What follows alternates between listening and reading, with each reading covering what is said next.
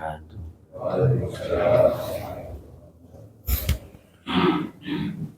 A'udzu billahi minasyaitonir rajim.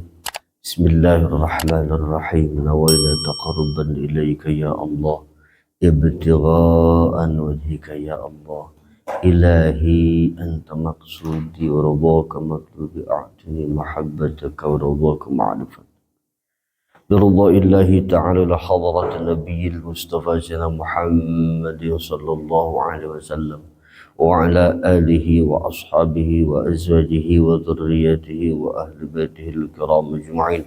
شهد الله لهم الفاتحة.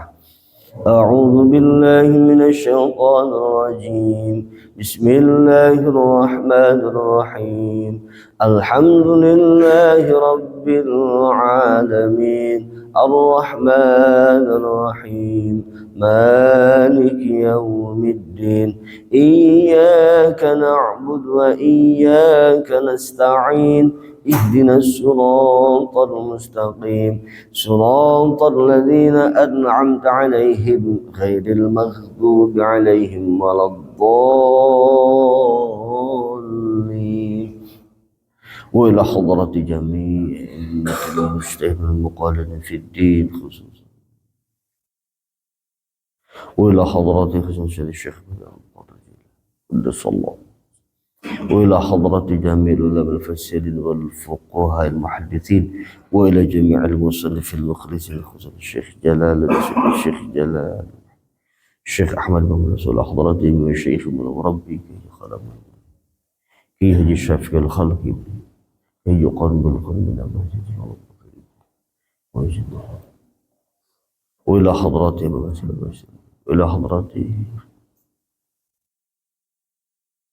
وإلى حضرات يا الله جميع المعلم المعلم وإلى حضرات وإلى جميع الصالحين والصالحات والمتصدقين والصدقات بإقامة دينك يا الله. نفعنا الله بهم. الفاتحة. أعوذ بالله من الشيطان الرجيم. بسم الله الرحمن الرحيم. الحمد لله رب العالمين الرحمن الرحيم مالك يوم الدين إياك نعبد وإياك نستعين اهدنا الصراط المستقيم صراط الذين أنعمت عليهم غير المغضوب عليهم ولا الضالين.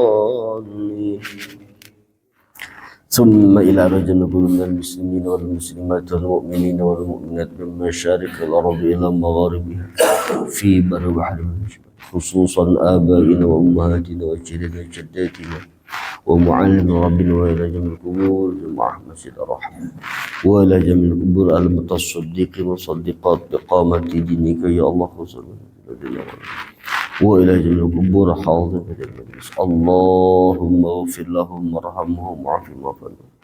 اللهم اغفر لهم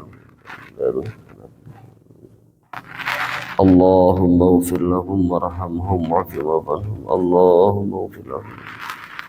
الفاتحة. أعوذ بالله من الشيطان الرجيم. بسم الله الرحمن الرحيم.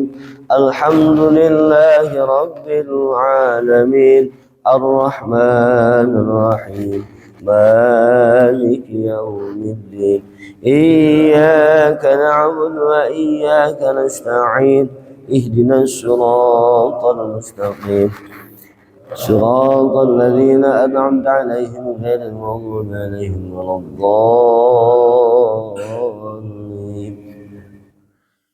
الحمد لله رب العالمين به نستعين على أمور الدنيا والدين. الصلاة والسلام على سيد المرسلين حبيبنا ونبينا محمد صلى الله عليه وسلم وعلى آله وأصحابه أجمعين إلى يوم الدين. أما بعد.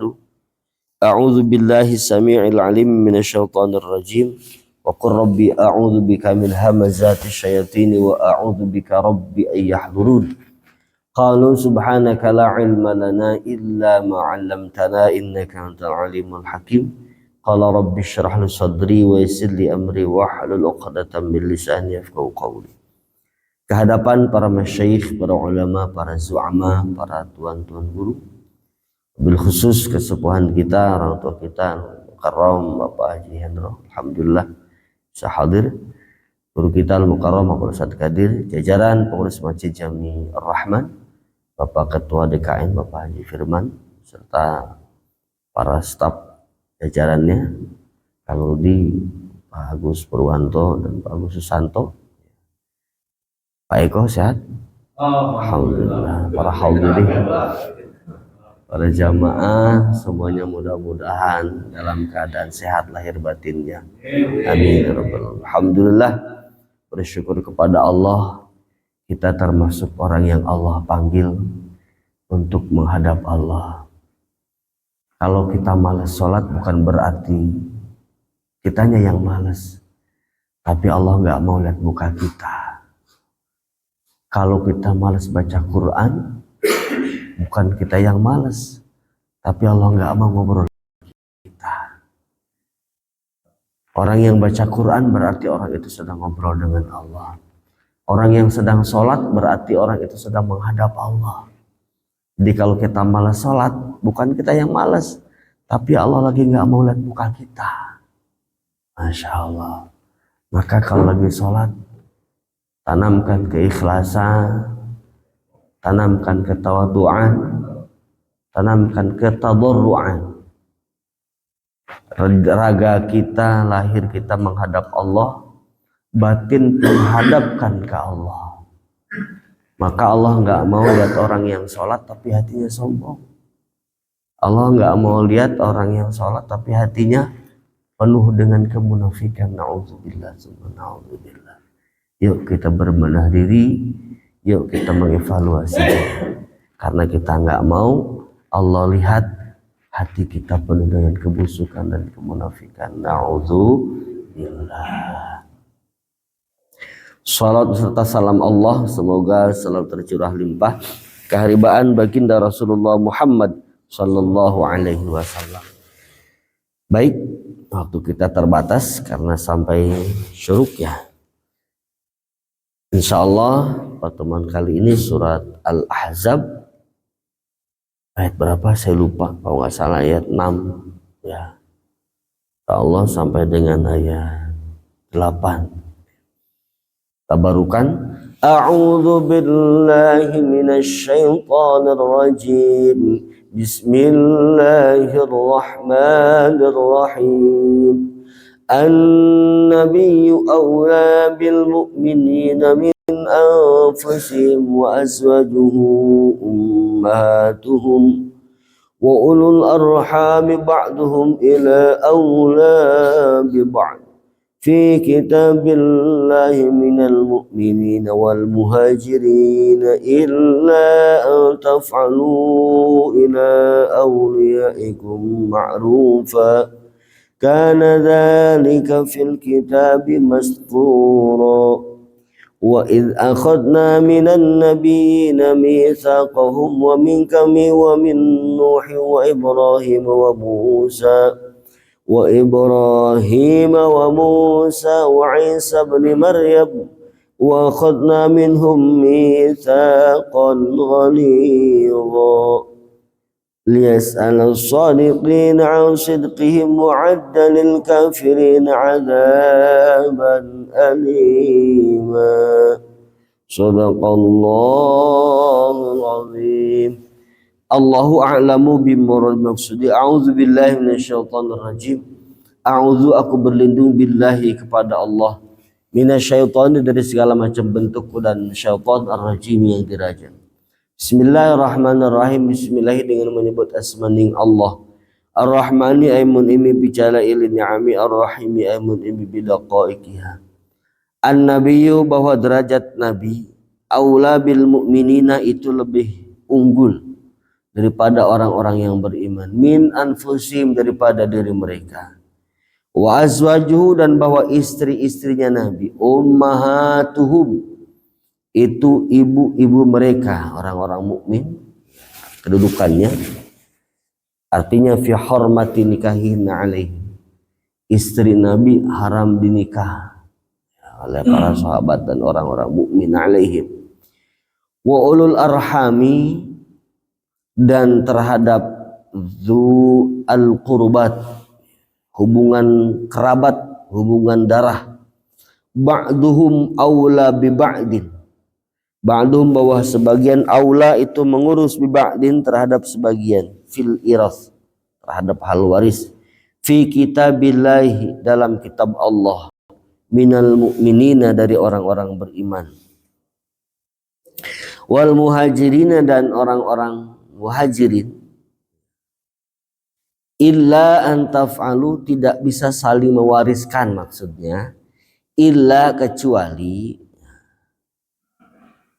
an taf'alu ila auliyaikum, mereka hendak mengurus di antara mereka, di antara kalian, ma'rufa, dengan hal yang ma'ruf, dengan hal yang fahami. Karena dzalika, hal yang demikian itu fil kitabi masturo, ada dalam kitab yang ditulis di Lauhil Mahfuz.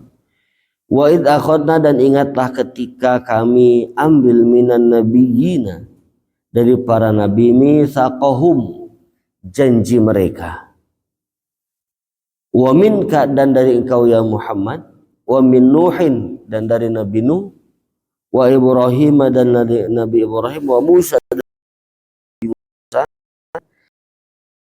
wa Isa, dan Nabi, satu-satunya manusia yang dibinkan kepada ibunya. Kalau kita kan bin bapak, Pak Agus bin, Pak Eko bin bapak nih. Tapi kalau Nabi Isa bin Maryam. Wa akhadna minhum, dan kami ambil minhum dari mereka, mitsaqan ghalidha, janji yang kuat. Lias Allah, supaya bertanya Allah as-sadiqina, kepada orang-orang yang benar, an sidqihim, dari kebenaran mereka, wa'ada, dan Allah berjanji lil kafirina, ataupun mengancam lil kafirina, bagi orang-orang kafir, adzaban alima, siksa yang menyakitkan. Surat Al-Ahzab ayat 6 sampai dengan ayat 8, mudah-mudahan cukup. Sampai dengan ayat 8. Di ayat sebelumnya, di awal-awal atau di ayat pertama dalam surat Al-Ahzab sudah jelas Allah melarang, wala tuti'il kafirin wal munafiqin, jangan sampai orang yang beriman ikutan terhadap apa yang menjadi regulasi orang kafir. Dan ada dua golongan, ada dua kelompok manusia yang Allah sebutkan dalam ayat pertama, al-kafirina wal munafiqin, orang kafir dan orang munafik. Emang apa yang dilakukan oleh orang kafir? Orang kafir, ya, sudah di beberapa pertemuan yang awal, bahwa orang kafir yang pertama terkait kebiasaan orang-orang kafir jahiliyah, kafir Quraisy, orang-orang kafir Mekah, bahwa mereka itu kalau hendak menceraikan istri dengan cara menghina istri. Islam menyebutnya dengan zihar.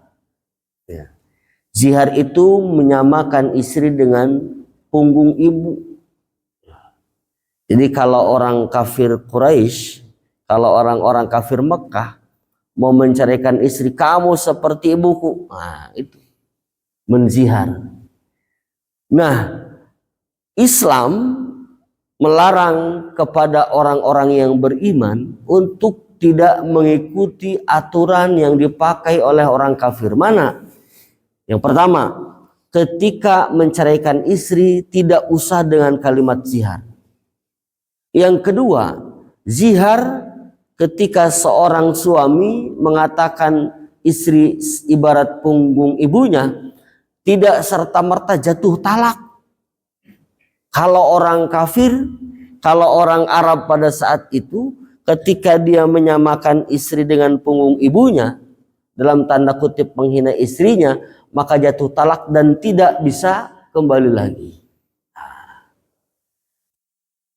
Islam memberikan batasan wala tuti'il kafirina. Jangan kau ikuti regulasi aturan dalam berumah tangga orang kafir. Kalau orang kafir Quraisy, orang kafir Mekah pada saat itu, kalau sudah menghina istri maka tidak bisa kembali lagi. Dan cara menceraikan istri dengan cara menghinanya. Islam hadir dalam rangka mengangkat harkat dan martabat perempuan. Kalau mbok yang menceraikan istri jangan dihina. Dan ketika menzihar istri bukan berarti secara otomatis cerai. Suami tidak boleh menggauli istri ketika suami menzihar istri dengan catatan kalau ingin menggaulinya harus bayar kifarat. Kalau orang kafir, kalau orang Arab pada saat itu ya udah jatuh cerai. Tapi Islam hadir ketika ada seorang suami yang terpancing emosi kemudian menghina istrinya seperti punggung ibunya atau dalam tanda kutip melakukan zihar. Kalau dia ingin menggauli istrinya maka dia harus bayar kifarat dulu. Mana kifarat zihar? Jelas dalam Quran sudah ada ya. Kalau dia menghina istrinya seperti punggung ibunya ataupun menzihar istrinya, maka kalau dia ingin menggauli istrinya yang pertama harus puasa 2 bulan. Kalau nggak mampu puasa 2 bulan, maka memerdekakan hamba abid. Kalau nggak mampu memberikan makan fakir miskin sebanyak 60 fakir miskin. Makanya jangan macam-macam sama istri, ya. Jangan menghina istri, harkat martabat perempuan. Islam itu luar biasa Pak sama perempuan. Islam hadir, agama yang dibawa oleh baginda Rasulullah Shallallahu Alaihi Wasallam mengangkat harkat dan martabat perempuan. Perempuan jadi ada harganya. Dulu perempuan gak ada harganya. Jadi orang yang memaknai Rasulullah SAW beristrikan lebih dari satu, menganggap bahwa raja poligami, orang yang nggak paham sejarah. Dulu perempuan tidak ada harganya. Orang kawin, tinggalin, nggak kayak ayam, cerot pergi, begitu kira-kira. Nggak ada harganya perempuan. Tapi Nabi hadir dengan membawa ajaran Islam, mengangkat harkat dan martabat perempuan. Maka Islam juga menganggap jangan sampai perempuan itu dihina dan dicampakkan. Maka pemerintah punya program suntik campak supaya apa? Tidak gampang dicampakkan. Nah, kira-kira ya. Ya, imunisasi campak ada kan? Imunisasi campak ya, supaya tidak gampang dicampakkan. Apalagi laki-laki, ya kayak Pak udah kaya, ganteng. Wah, itu kan rata-rata memang begitu cobaan laki-laki itu, ya. Masya Allah. Kayak Pak Thohir dia, ganteng, sukses kan begitu ya. Allah, perempuan mana yang gak ngelirik? Ya, Robicon bos, nah, ya. Tuh, jadi harkat martabat perempuan Allah luruskan. Jadi menganggap hina perempuan, maka sampaikan ke istri bersyukur Allah utus Rasulullah Sallallahu Alaihi Wasallam. Masya Allah. Perempuan dimuliakan dalam Islam. Perempuan diangkat harkat dan martabatnya dalam Islam.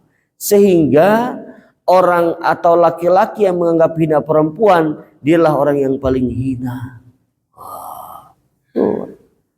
Maka ada sebuah riwayat, ada sebuah kisah seorang perempuan yang mati dalam keadaan sudah usia 95 tahun, Pak Eko, meninggal dunia, kemudian dimakamkan dan pemakamannya pun sudah berusia kisaran di angka 15 tahun, Pak Thohir. Itu terjadi kalau di Jalan Lingkar Dermaga, itu yang galinya almarhum Pak Haji Solah. almarhum Haji Soleh itu ayah dari rekan saya. Ketika ada pelebaran jalan ataupun pembukaan jalan lingkar dermaga, kemudian kena makam, kena gusur, dan digali masih ada jasad yang utuh. Ternyata laki-laki kalau itu marbot, ya, marbot masjid yang nggak pernah alfa kalau dia azan. Ya. Jadi ternyata marbot masjid itu pahalanya besar, Pak. Binatang-binatang tanah nggak berani menggigit jasad orang yang ngurus masjid. Masya Allah, ya, ngurus masjid, ngurus orang-orang sebagai tamu-tamu Allah. Masya Allah, ya, karena orang yang datang ke masjid, orang yang beribadah ke masjid adalah orang yang dipanggil oleh Allah, tamunya Allah, diurus, dirawat, dijogo sama marbot, maka utuh jasad. Nah, kalau guru saya di Sukabumi, jasadnya perempuan. Nenek-nenek meninggal dan usia pemakamannya sudah hampir 17 tahun. Ya. Pas kena pelebaran jalan digali masih utuh. Kafannya masih wangi, masih putih. Dan wajahnya pun kembali muda seperti muda, Pak Jenderal. Kemudian orang bertanya, ini perempuan, kan kalau laki-laki tadi jelas ya, dia marbot. Orang bertanya, ini perempuan siapa? Oh, si nenek anu gitu. Ditelisik dia, ya berjamaah ya beda. Kalau laki-laki kan sunnah berjamaah, kan sunnah di rumah. Kemudian dia bukan orang kaya yang infak sedekahnya bagus. Biasa-biasa aja, pengajian pun biasa-biasa aja. Ini orang aman, perempuan sampai jasadnya utuh. Nggak berani binatang tanah menggigitnya. Wangi jasadnya, utuh bahkan kembali muda. Ternyata diselip-selipkan, ridho di madu, Pak. Masya Allah. Ikhlas ketika suaminya nikah lagi. Allah. Jadi sampaikan ke istri, kalau jasadnya pengen utuh, begini. Ya. Bener, Pak, ini terjadi, Pak. Masya Allah.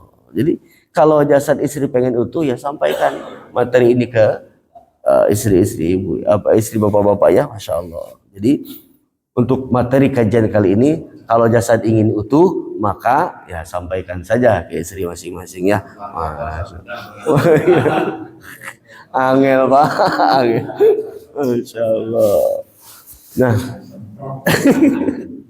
ini Masya Allah. Jadi amat sangat luar biasa. Islam itu mengangkat harkat dan martabat perempuan. Maka jangan kau hinakan perempuan. Nah, itu yang pertama. Yang nomor kedua, wala tuti'il kafirina. Orang-orang kafir Makkah, orang-orang kafir Arab pada saat itu, kalau mengadopsi anak, maka menjadikan anak itu sebagai ahli waris. Islam hadir mengatakan bahwa anak wa ma ja'ala adiyakum abnaakum. Anak adopsi tidak berhak mendapatkan waris. Tuh, ya. Jadi kalau mengadopsi anak tidak mendapatkan waris. Nah, orang Arab pada saat itu anak adopsian mendapatkan waris. Nah, Islam hadir untuk merubah regulasi. Jadi adopsi anak itu tidak, jadi anak adopsi, ya, anak adopsi itu tidak berhak, bukan masuk dalam kategori ahli waris. Kemudian yang nomor selanjutnya, bahwa ketika Rasulullah SAW, wa ma ja'ala azwajukum allati tudhahiruna minhunna ummahat ma ja'ala iyaukum abnaakum dzalikum qaulukum bi afahikum. Kemudian ada sebuah kebiasaan orang-orang kafir, orang-orang Quraisy pada saat itu, bahwa anak angkat itu adalah sebagai anak seperti anak kandung, maka tidak boleh menikahinya. Nah, maka ingat dengan kisah siapa? Seorang sahabat Nabi yang kemudian menikah dengan seorang perempuan sahabat sekaligus dia adalah anak angkat Nabi. Kemudian beliau menikah dengan seorang perempuan, tidak lama kemudian perempuan yang pernah dinikahi oleh angkat Nabi Muhammad SAW kemudian dinikahi oleh Rasulullah. Siapa dia? Zaid bin Harisah. Zaid bin Harisah itu adalah anak angkat Rasulullah SAW. Dulu di Arab sebelum turun ayat ini, Zaid bin Muhammad, bukan bin Harisah. Karena beliau diadopsi ataupun diurus dari kecil oleh Rasulullah SAW. Nah kemudian beliau dinikahi oleh Rasulullah. Nggak lama usia pernikahannya, kemudian cerai. Istri yang dinikahi oleh Zaid bin Harisah kemudian dinikahi oleh Rasulullah Muhammad Sallallahu Alaihi Wasallam. Ramai di Arab. Muhammad nikah dengan mantan menantu. Wah, ya. Muhammad nikah dengan mantan menantu kan nggak boleh. Nah, karena apa? Karena orang Arab menganggap kalau anak angkat itu atau anak adopsi itu adalah anak kandung. Islam hadir, Nabi Muhammad SAW menikahi beliau mantan istri Zaid bin Harisah dalam rangka menghapus, dalam rangka menolak dan membatalkan pendapat mereka bahwa anak angkat itu posisinya bukan seperti anak kandung. Oh ya, Zaid bin Harisah. Siapa? Zainab ya. Zainab binti Jahsy ya. Adalah seorang perempuan cantik yang anak dari orang kaya. Jadi bicara sejarah istri Nabi itu nggak ada yang jelek Pak. Ya.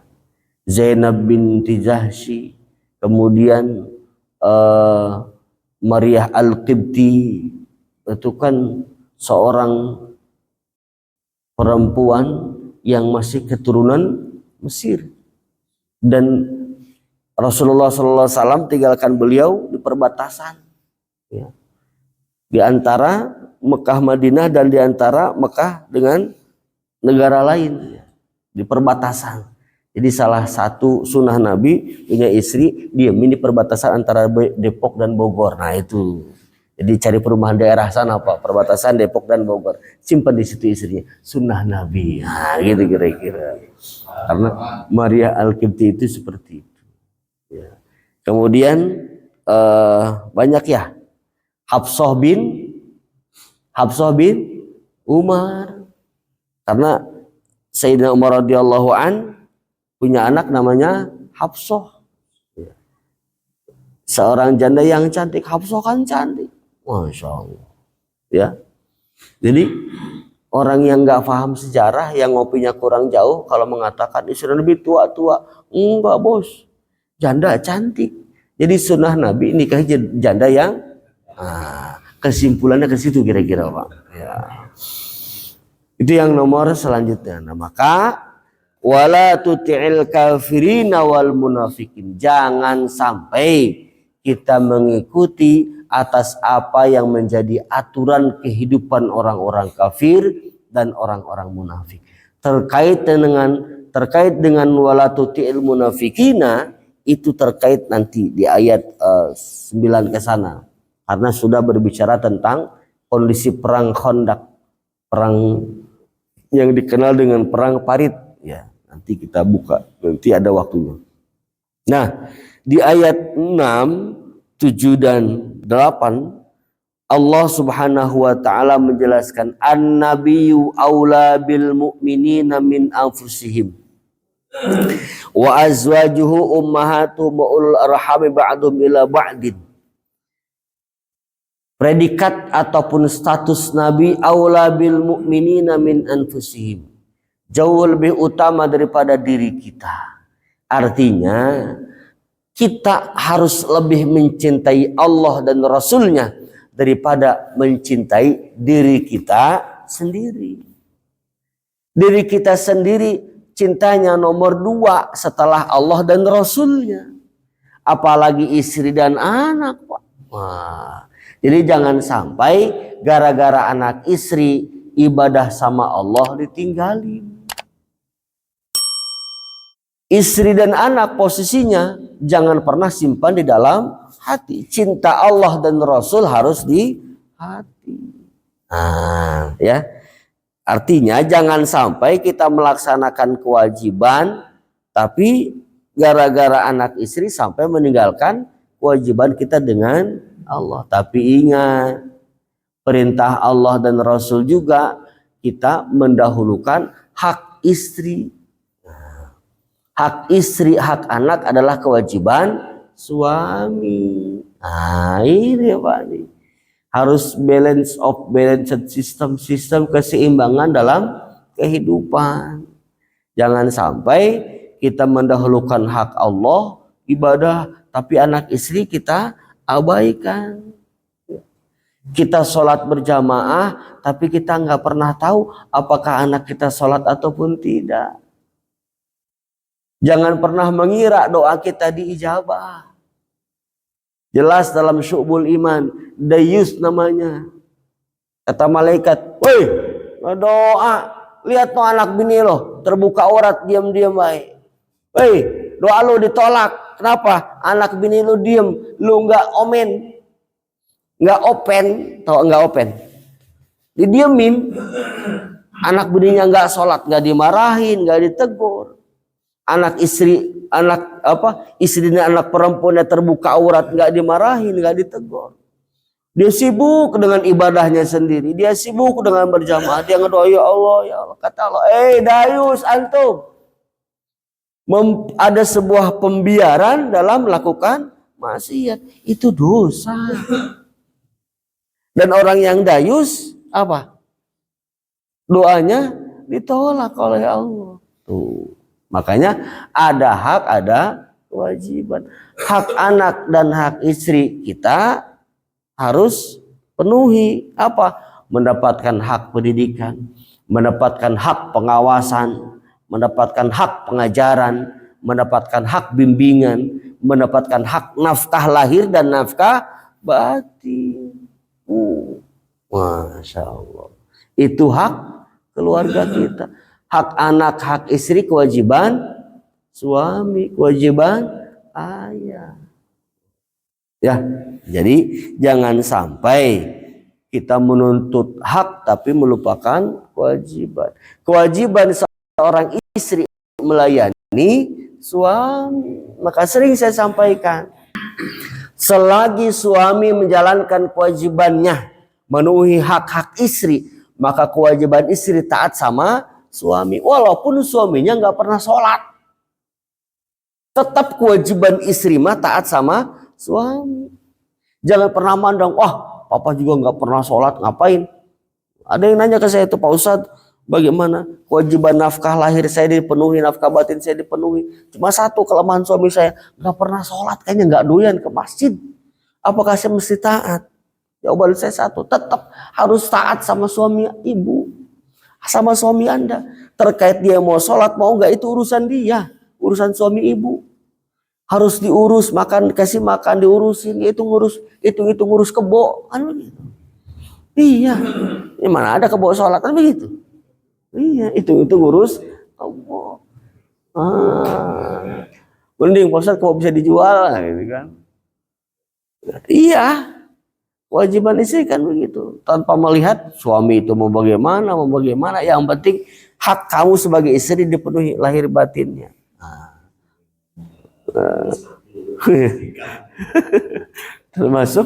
termasuk mengurus terkait pendidikan. Jadi jangan sampai kita khusyuk dengan bacaan Quran, khusyuk dengan ibadah, tapi tidak pernah peduli dengan anak istri. Na'udzubillah.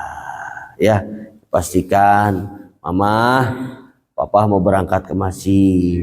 Ya kan begitu. Ya, kamu sholat di rumah ya sama anak-anak perempuan. Anak laki-laki, ayo kita sholat di masjid. Mama, kemudian pindah ke rumah satu lagi. Mama, ayo kita. Nah, kan akur itu begitu, Pak.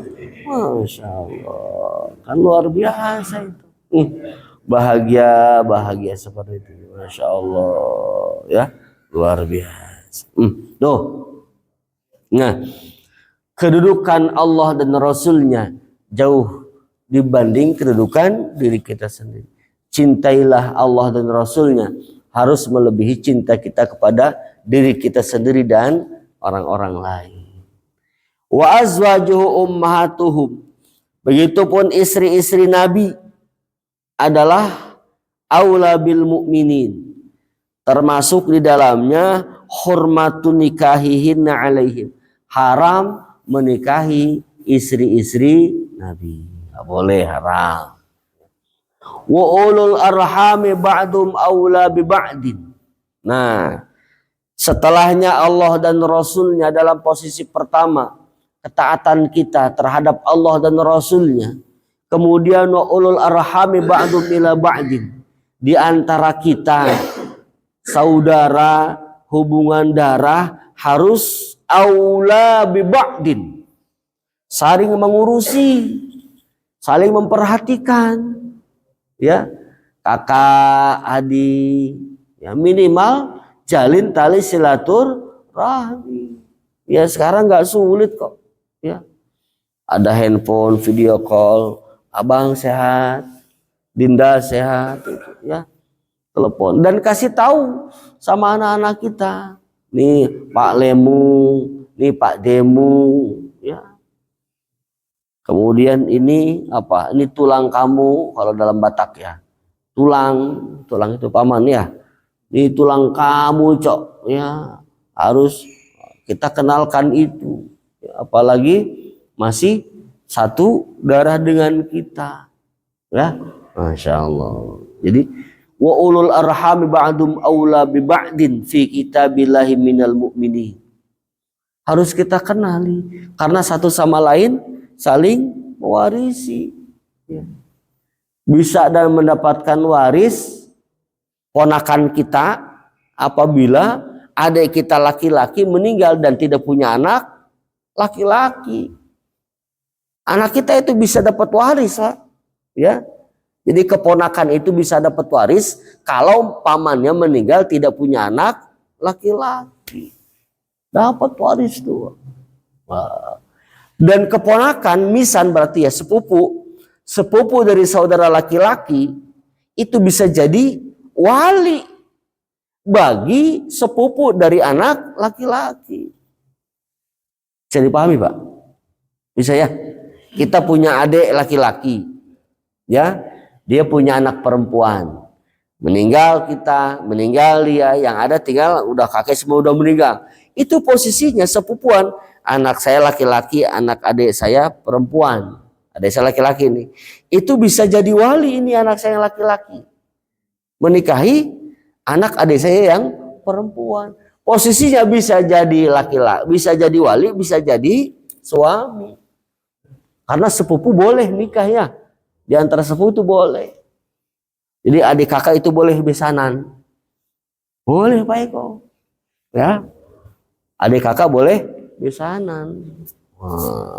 Ya, cuma kalau mau yang suami itu dari anak laki-laki paling tua, artinya adiknya harus dari anak perempuan gitu kira-kira. Artinya dalam Fathul Muin dikatakan kalau kita mau menikah dengan sepupu ataupun adik kakak menjadi besanan, usahakan yang kakaknya itu anak laki-lakinya, yang perempuannya adiknya.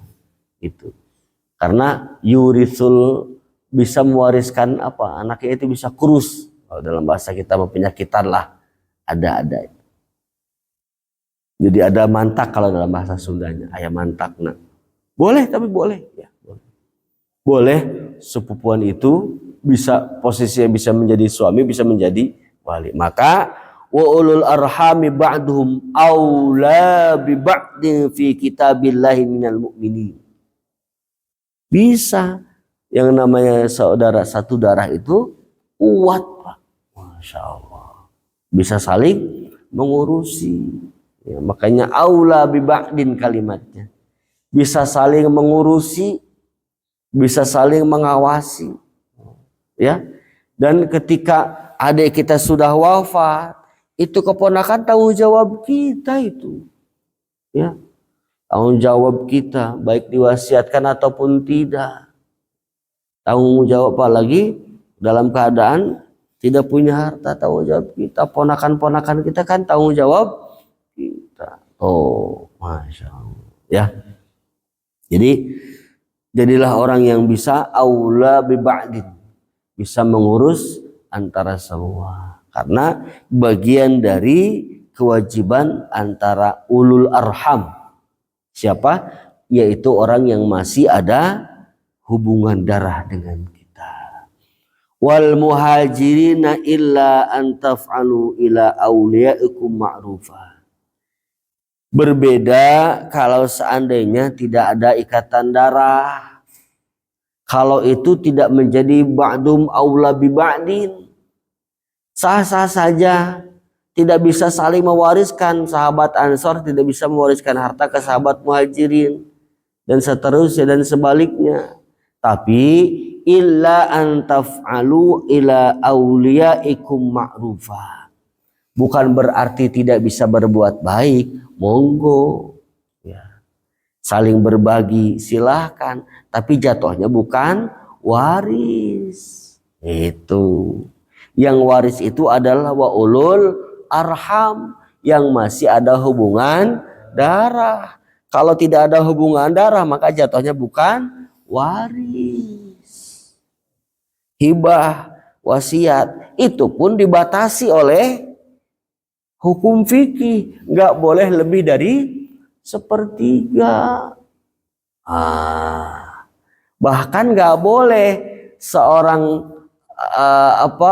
seseorang yang memiliki ahli waris kemudian dia mewakafkan harta bendanya seluruhnya tanpa memikirkan ahli waris.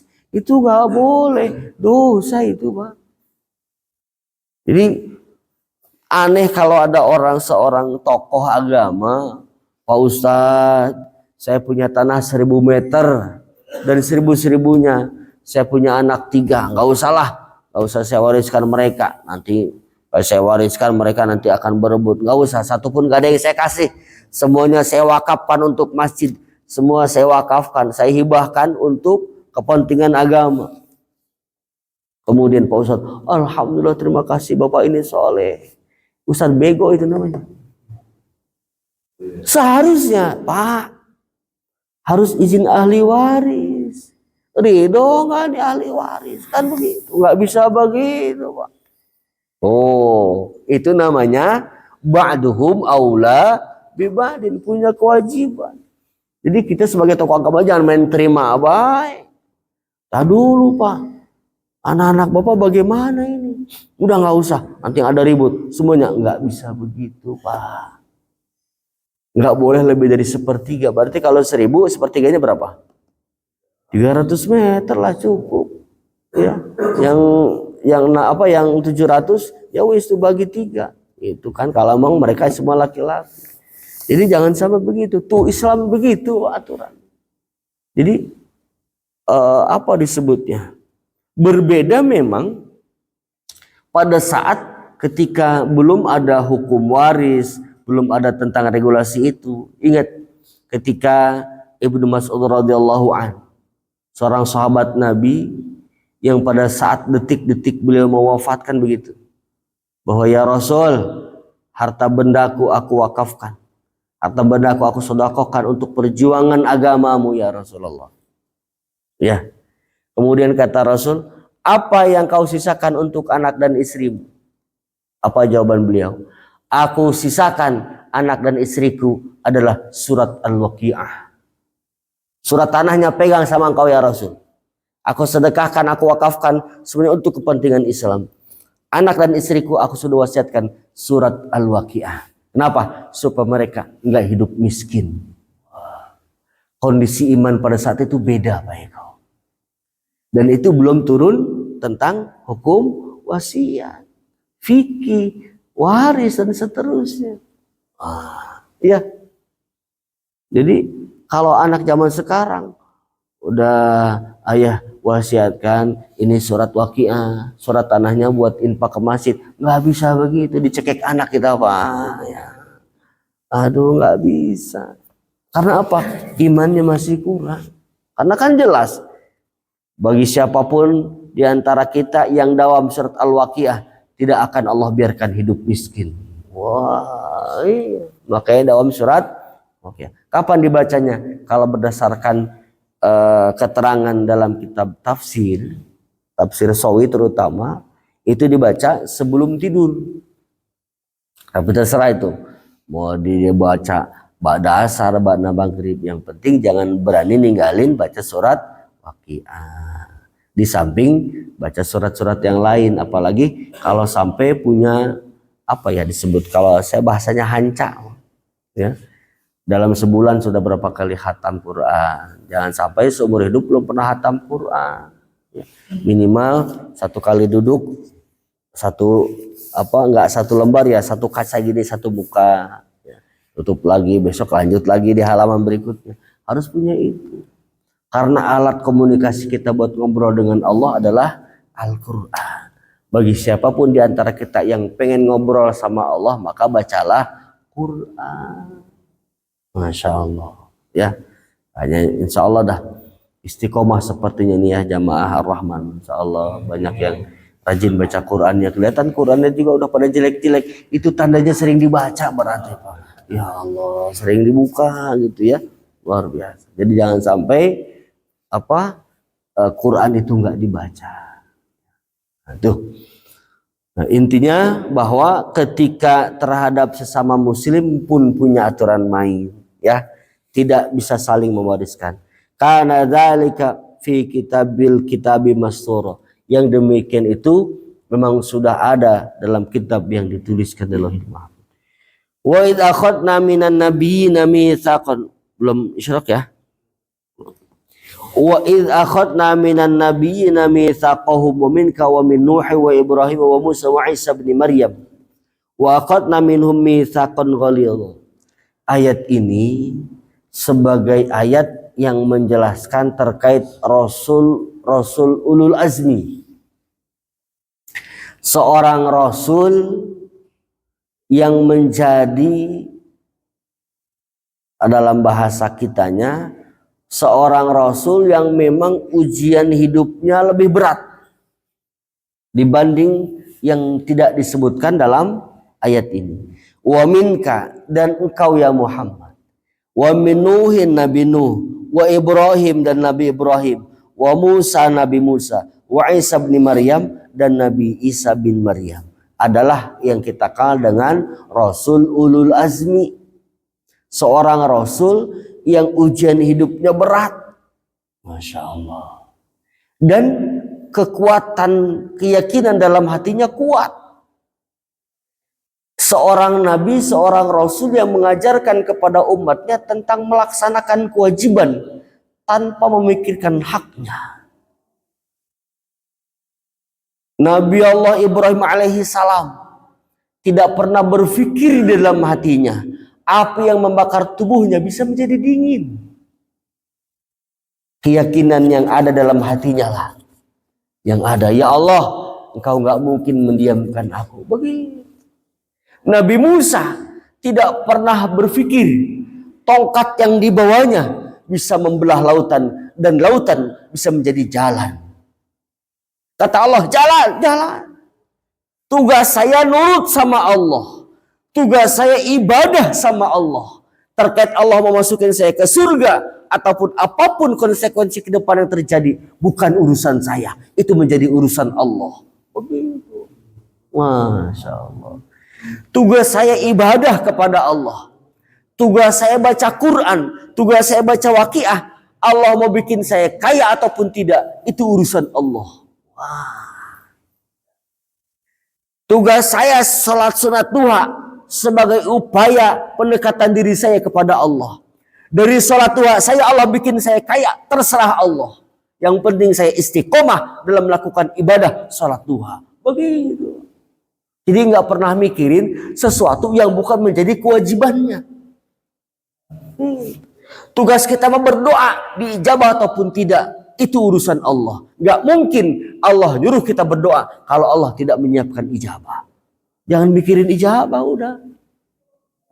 Tugas saya berdoa. Kenapa berdoa disuruh sama Allah? Kenapa kamu berdoa ibadah kepada Allah? Kenapa kamu berdoa butuh Allah? Begitu. Adapun diijabah ataupun tidak bukan wilayah kita, itu wilayahnya Allah. Masya Allah. Jadi 5 Rasulul Azmi ini dikenal dengan misaqon ghalidh. Seorang nabi, seorang rasul yang memegang teguh terhadap prinsip yang telah Allah tetapkan. Makanya tegar, kuat dalam menjalani risalah, dalam membawa risalah. Ya, Nabi Nuh, Nabi Musa, Nabi Ibrahim, Nabi Isa pun demikian. Jadi apa yang mereka lakukan, mereka yakin tugas saya hanyalah ibadah dan terus melakukan perbuatan baik. Terkait kebaikan saya dibalas oleh Allah, ya bukan urusan saya, itu urusan Allah. Tugas saya sedekah, terkait sedekah saya dibalas ataupun enggak, itu urusan Allah. Nggak pernah ngatur Allah. Masya Allah. Punya keyakinan demikian. Tugas kita mau berjamaah, tugas kita beribadah terkait dengan sholat kita Allah masukin surga, yaitu terserah Allah. Tugas kita mah tahajud, terkait dengan tahajud Allah angkat derajat kita, itu mah tugas Allah, urusan Allah. Jangan ngurusin yang bukan urusan kita. Jangan pernah ngurusin urusan Allah. Ya, gak mungkin Allah ingkar janji. Ya, orang yang duha jelas hadisnya. Orang yang baca waqiah jelas hadisnya. Gak akan Allah biarkan hidup miskin. Orang yang dawam tahajud jelas ayatnya. Asa ayyab'atsaka rabbuka maqamam mahmuda. Mahmuda ada 2. Dalam bahasa Arab mahmuda artinya terpuji. Dalam bahasa anak kaul mahmuda itu memahmuda. Gitu Pak. Jadi salah satu pengen memahmuda dawam tahajud. Gitu kira-kira. Di mana memahmudanya? Di surga Kang Rudi. Di surga. Masya Allah. Insya Allah. Asa ayyab'atsaka rabbuka maqamam mahmuda. Tempat yang terpuji, mulia dalam pandangan Allah. Ya, insya Allah. Yang penting satu, apa tujuannya? Ingin dekat dengan Allah. Kenapa kamu berjamaah? Pengen dekat sama Allah. Kenapa kamu ngapal Quran? Pengen dekat sama Allah. Ngapain duha? Ngapain baca Quran? Pengen deketin Allah. Itu saja niatnya. Kalau kita udah dekat sama Allah, ya Allah. Di saat kita ingat Allah, kemudian kita susah, kata Allah, lagi susah. Dikasih sama Allah, lagi punya masalah. Allah kasih solusi. Punya masalah, Allah permudah persoalan itu. Kan sering saya sampaikan, orang kalau dawam berjamaah di masjid, di saat nggak ke masjid, itu malaikat yang ada di pintu depan sama pintu samping itu saling nanya, bro, kalau Pak Thohir kemana ya? Itu saling bertanya. Kayaknya dia punya urusan, sehingga dia nggak sempat berjamaah. Oh ya udah, kita berdoa kepada Allah, mudah-mudahan urusannya segera diselesaikan oleh Allah. Itu doa malaikat. Jadi kalau kita nggak hadir di masjid, itu malaikat saling bertanya, Pak Rudi kemana? Di tempat di pos. Oh ya udah gitu.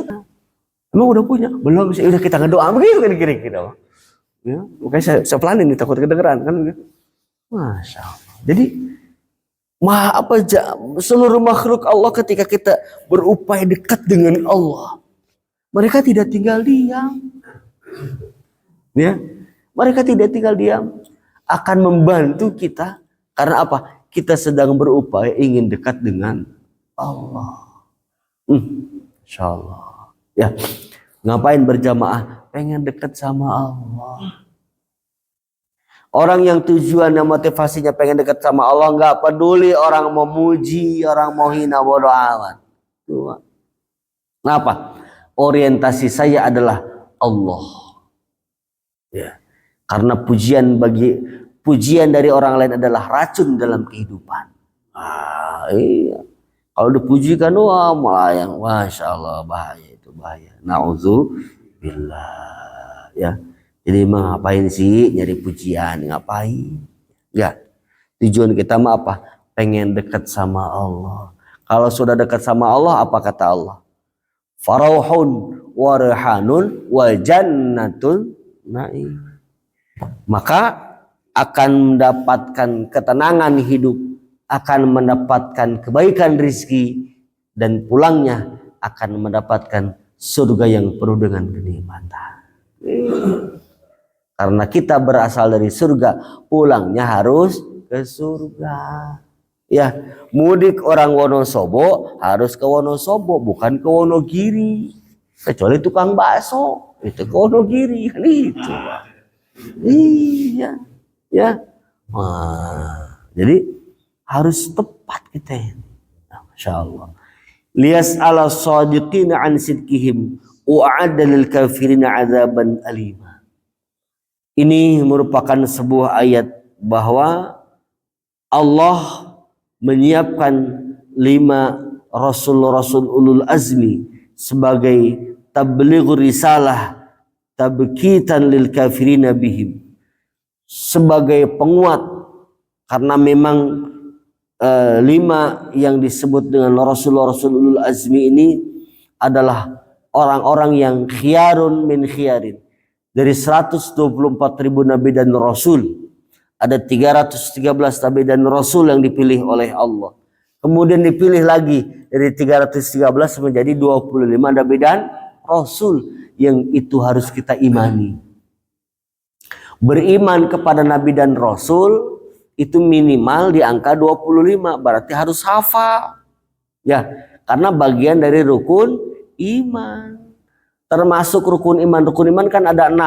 Antu minabillahi, beriman kepada Allah. Antu minabillahi wa bimalaikatillahi, beriman kepada para malaikat Allah. Berarti kalau beriman kepada malaikat Allah, malaikat yang wajib kita ketahui harus tahu. Malaikat yang wajib kita ketahui harus paham. Plus dengan tugasnya. Ada berapa malaikat?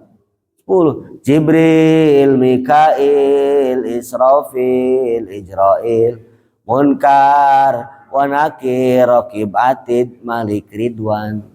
Jibril tugasnya menyampaikan wahyu ketika ada nabi dan rasul.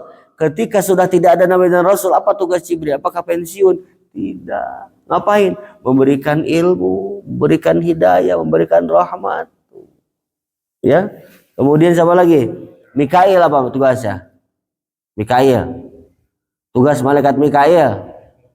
Hadiahnya umroh nih. Umroh bareng-bareng.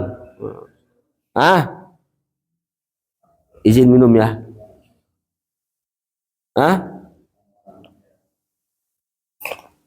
Ya, piye? Israel apa saya? Wah. Israel apa nih? Mikail apa? Mengatur rizki. Pantas hidupnya susah, nggak kenal sama yang ngatur rizki. Iya. Ya Allah, kau utus Mikail sebagai, kau beri tugas Mikail untuk mengatur rizki, termasuk mengatur hujan. Ya Allah, saya mau ada acara, coba bilang sama Mikail biar hujannya di sini. Begitu Pak. Kenapa? Udah akrab sama Allah. Ya Allah, saya mau ada acara, ini mau hujan, biar Mikail suruh geser hujannya ke sana. Begitu. Udah akrab sama Allah, dan dia tahu tugas dan fungsi malaikat Mikail. Wajar ini. Ya, Mikail termasuk mengatur rezeki. Ya Allah, besok mau bayar cicilan. Coba bilang sama Mikail biar isi rekening saya mau bayar cicilan. Begitu. Wajar kalau setiap cicilan puyeng karena nggak kenal sama Mikail, Pak. Iya, yang ngatur rezeki. Purbayanya Prabowo gitu kira-kira. Mikail tuh, ya. Kemudian Israfil, apa Israfil? Niup sakakala. Ijrail, udah hafal Ijrail mah. Munkar wa Nakir? Munkar Nakir? Munkar Nakir itu menanya di dalam kubur. Man rabbuka? Allahu rabbi. Hafalin Pak, nanti takut lupa nanti ya. Hafalin itu. Man rabbuka, apalagi? Man nabiyuka, hafalin ya dari sekarang. Udah ngapalin aja, nggak usah sholat, nggak usah puasa, ngapalin aja ngapalin. Sama juga bodong ya. Ngapalin sholat hente non hente. Sholat kagak apa kagak. Yang jauh itu amal. Nah, pertanyaannya, apakah yang matinya nggak dikubur dapat pertanyaan? Tetap dapat bos. Ya, itu yang meninggalnya dikremasi. Ya, manrobuka udah jadi abu, nggak begitu. Iya, karena alam barzah itu alam perbatasan yang disebut alam, penyebutan alam kubur karena biasanya orang mati itu dikubur. Sebenarnya alam barzah, alam perbatasan. Tetap mau meninggal seperti apapun, ada ngalamin alam barzah. Dan non muslim, mohon maaf, non muslim pun ditanya, man robuka, siapa Tuhanmu? Ditanya, man robuka. Wah, satu pertanyaan yang tidak dijawab dan jawabannya salah, maka siksaan yang didapat. Makanya hafalin tuh jawabannya ya, hafalin ya. Dengan cara apa? Taat ke Allah. Ya. Kenapa? Karena pengakuan kita Allah sebagai Tuhan. Waman nabiyuka, dan siapa nabimu? Gimana caranya? Hidupkan sunnah Rasul. Ketika ditanya, man nabiyuka? Muhammad. Wah, umat Nabi Muhammad. Udah. Begitu. Malaikat juga serem. Ya. Dan ingat, munkar nakir yang bertanya di alam kubur itu memiliki wajah yang tidak menyenangkan. Man rabbuka? Ya. Tidak man rabbuka, enggak gitu. Ya, tapi man rabbuka dengan wajah yang garang. Tapi bagi orang yang punya amal, hidupnya punya amal, man rabbuka. Segala ditanya. Wah, udah lama itu kan cerita Abu Nawas. Main ditanya, ini udah lama ini kain kapan udah jelek. Nah, nggak bisa begitu Pak. Malaikat juga tahu mana mayat baru, mana mayat lama, tahu malaikat juga. Ya, itu kan cerita Abu Nawas ya. Nanti kalau saya dimakamin, pakai kain kapan yang udah jelek ya. Ternyata tujuannya begitu. Pasti tanya man rabbuka. Udah lama orang lama. Ditanya baik. Masih ditanya gitu kan. Ya nggak bisa begitu, nggak kelewat Pak, semuanya ditanyain. Nggak ada yang kelewat. Umatnya bareng-bareng, makanya kita doain ya. Kita doakan saudara-saudara kita yang seagama, biar yang wafatnya lumayan berapa? Hampir 200.000 yang ketemu ya, yang hilang. Ya Allah. Dan doakan mudah-mudahan syahid ya, karena memang orang yang wafat ke bawah banjir, wafat melahirkan, itu adalah orang yang meninggal syahid dan orang yang terbebas dari pertanyaan kubur. Makanya kita doakan mudah-mudahan syahid dan Allah bahagiakan alam barzakhnya. Amin ya Allah.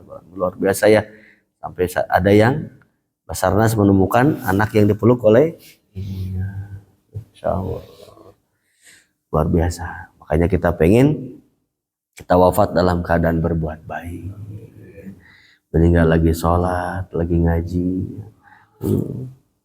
nggak bangun lagi. Itu kan luar biasa. Makanya saya takut kalau ada yang ngaji begini nggak bangun lagi. Walaupun memang syahid lagi ngaji ya, syahid, cuma jangan sekarang lah, iseng saya iseng. Ya. Subhanallah. Luar biasa. Maka mudah-mudahan lah Allah berikan kelancaran dan memang apa ya disebutnya, harta benda di hadapan sendiri, dia mata kepala melihat dan menyaksikan lenyap dan hilangnya harta benda. Kan kalau hilang dicuri maling ya nggak kelihatan, nggak begitu. Tapi kalau harta benda, masya Allah, itu ke psikologisnya bedanya, kesentuhan psikologisnya beda. Jadi mudah-mudahan lah saudara-saudara kita yang Allah uji dengan harta bendanya, yang kita tidak menyalahkan siapapun, pada prinsipnya Allah Subhanahu wa taala sayang sama orang-orang yang diuji. Dan kenapa mereka diuji? Karena Allah tahu mereka kuat. Mereka kuat. Beda dengan orang Pulau Jawa. Ya. Makanya mereka kuat, pasti mereka bisa mengatasi, karena la yukallifullahu nafsan illa wus'aha. Jangan sampai kita mengkategorikan ini sebagai azab, awas ya. Karena yang mengatakan ini azab dan seterusnya itu adalah wilayahnya Allah. Bagi kita adalah bagian dari sebuah ujian yang Allah berikan. Karena apa? Allah punya rencana ingin membuat mereka bahagia. Yang meninggal Allah ingin bahagiakan akhiratnya. Yang masih hidup Allah ingin bahagiakan masa depannya. Kenapa? Karena sabarnya luar biasa. Ya, sabar walaupun nangis sampai berteriak-teriak, hitungannya sabar. Tidak sampai ada yang bunuh diri kan? Karena stres, hartanya ke bawah banjir bandang, bunuh diri nggak ada. Berarti itu kan sabar. Masya Allah.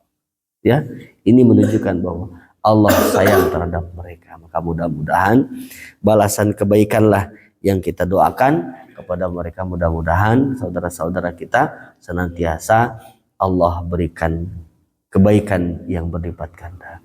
Kemudian yang nomor kedua, kita pun berdoa. Karena ini Desember nih cuacanya semakin tidak menentu. Ya, puting beliung, hampir setiap hujan itu anginnya luar biasa. Walaupun Pak Haji yang bahaya beliungnya ya, putingnya mah nggak begitu bahaya. Putingnya. Ya, jadi apa? Kita berdoa kepada Allah. Udah isyarak belum? Oh udah ya. Intinya kita berdoa kepada Allah biar selamat lah. Istighfar, banyakin istighfar. Minimal istighfar yang kita baca, walaupun kita yakin kita mah aman ya, tapi minimal istighfar yang kita baca mengistighfarkan saudara kita yang kena musibah.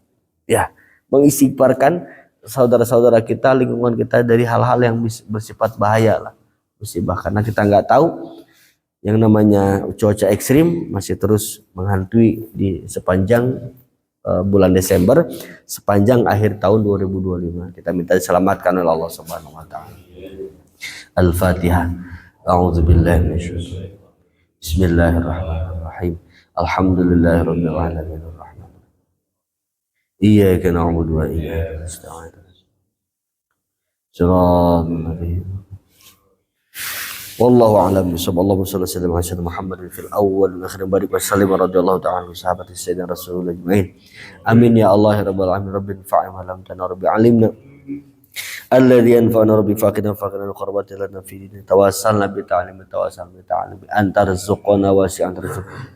Wa shalli wa sallim ala sayyidina Muhammadin walhamdulillahil alamin wa kafa billahi syahida wallahu muwaffiq ala aqwamit thariq. Assalamualaikum warahmatullahi wabarakatuh.